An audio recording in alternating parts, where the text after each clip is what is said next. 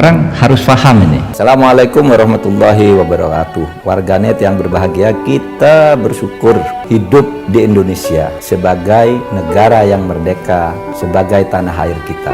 Mari cintai tanah air kita ini agar kita bisa melaksanakan perintah Allah dengan sebaik-baiknya. Dengan tingkat kepuasan yang akan sampai 82,2%, banyak yang meyakini, analis politik satu suara mengatakan bahwa Jokowi adalah Kingmaker 2024. Survei Indometer, Jokowi tak ingin legasinya dirusak oleh sosok yang tidak dapat dipercayai. Hasil riset lembaga survei Indometer menunjukkan kepuasan publik terhadap kinerja pemerintahan Presiden Joko Widodo mencapai 81,4%, dengan 9,6% diantaranya menyatakan sangat puas. Di tengah tingginya tingkat kepuasan publik yang menembus 81,4%, Jokowi menjadi faktor penentu dalam Pilpres 2024. Tetap tingginya tingkat kepuasan publik, bahkan mencapai rekor tertinggi di atas 80%, merupakan fenomena yang baru terjadi pada masa Jokowi. Pada pemerintahan sebelumnya, ketika masa jabatan 2 periode akan berakhir, hanya separuh yang merasa puas. Berbeda dengan para pendahulunya, Jokowi tidak bersikap diam dan berpangku tangan dalam kontestasi untuk memilih pemimpin nasional berikutnya. Jokowi mendorong sejumlah tokoh untuk maju, baik sebagai calon presiden maupun calon wakil presiden. Jokowi tidak ingin legasi pembangunan yang telah diletakkannya dirusak oleh sosok yang tidak dapat dipercayainya, bahwa para bakal calon presiden maupun bakal calon wakil presiden yang ingin berlaga pun harus memperhitungkan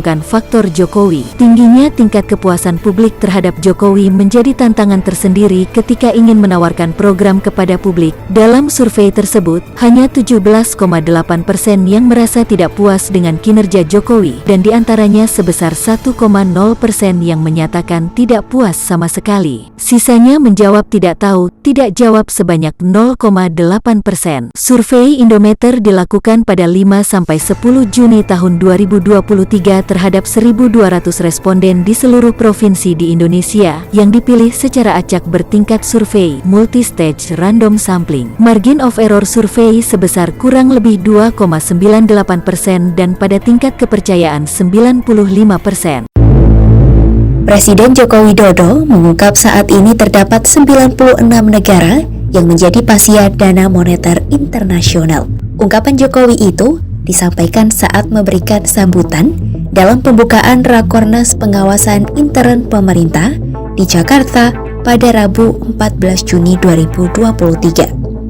Kabar soal pasien IMF itu diketahui Jokowi saat bertemu dengan Managing Director IMF Kristalina Georgieva dalam KTT G7 di Hiroshima, Jepang pada Mei 2023. Saat di Jepang, di Hiroshima, di G7 kemarin saya bertemu dengan Managing Directornya IMF, Ibu Kristalina Georgieva. Beliau menyampaikan yang menjadi pasien IMF sekarang ini sudah 96 negara. 96 negara. Dulu 98 hanya berapa sih? 10 aja nggak ada geger semuanya. 96 negara. Menunjukkan bahwa situasi dunia sekarang ini betul-betul pada situasi yang sangat sulit. Jokowi menyebut situasi perekonomian dunia saat ini dalam kondisi sulit melihat jumlah negara yang menjadi pasien IMF.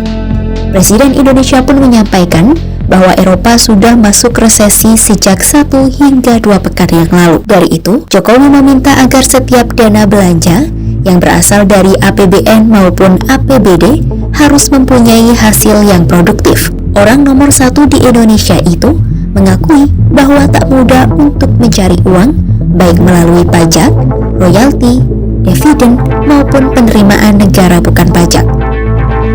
Saat ini, pemerintah pun tengah berkonsentrasi meningkatkan produktivitas yang salah satunya bertujuan untuk Indonesia Emas 2045.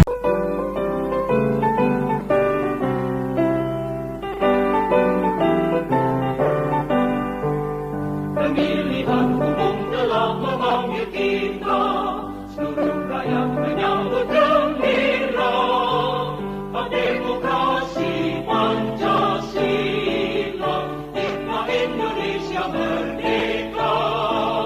Pilihlah wakilmu yang dapat dipercaya, pengembangan berayang. Presiden deklarasikan lawan IMF. Para leader IMF tunduk jadi ayam sayur saat Indonesia beli 9,8% saham IMF. Mendidih, Presiden kita deklarasikan siap lawan IMF. Hingga para leader malu, karena Indonesia ternyata pemegang saham 9,8%. Saham itu bisa ditarik Indonesia kapan saja. Jika saham ini ditarik, maka ormas IMF akan hancur dan bubar. Amerika dan Eropa merasa mereka yang paling berkuasa, padahal Indonesia sebagai pemegang saham yang seimbang dengan mereka. Indonesia keluarkan taringnya untuk menutup mulut ormas barat yang sombong dan serakah ini. Presiden Jokowi sampai turun gunung, perintahkan menteri-menterinya untuk melawan langsung IMF. IMF tidak diuntung, sudah bagus Indonesia menanamkan sahamnya sampai ratusan triliun, kini justru mereka mau menjadi boneka barat. Seketika para leader IMF menjadi ayam sayur, setelah ada ungkapan Indonesia pemegang saham 9,8%. Mereka merasa tertampar karena telah berani khianati Indonesia. Presiden Jokowi turun langsung pantau dan jegal IMF, agar tidak bisa berkutik. Bahkan Jokowi telah siapkan pasukan menteri untuk melawan IMF. Ini IMF ini mungkin lagi tidur. Dia tidak membaca konsensus dari hasil G20. Teman-teman tahu, Indonesia memperkersai untuk bagaimana menggolkan hilirisasi dan kolaborasi UMKM di dalam komunike bersama kepala-kepala negara di G20 di paragraf 37.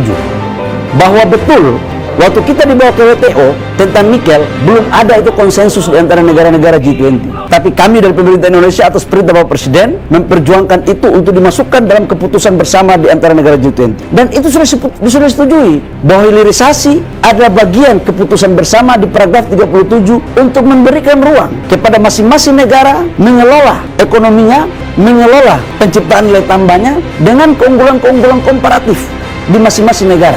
Itu sudah ada konsensus. Dan kita meluncurkan namanya balik kompendium. Balik kompendium itu substansinya adalah kita memberikan ruang kepada masing-masing negara untuk memikirkan, membuat strategi, dan melakukan langkah komprehensif dalam rangka pengelolaan sumber daya alamnya untuk meningkatkan nilai tambah di negara masing-masing, tanpa harus negara lain intervensi. Itu sudah disepakati. Dan itu perjuangan yang nggak gampang. Jadi menurut saya, ini baru bangun tidur ini IMF. Dan ini sudah tercatat dalam ANTED. ANTED itu satu lembaga PBB. Udah clear, gitu. Semoga Allah senantiasa menuntun kita di jalan yang diridhoinya. Aku qouli hadza, astaghfirullah li wa lakum. Wassalamualaikum warahmatullahi wabarakatuh. Terima kasih.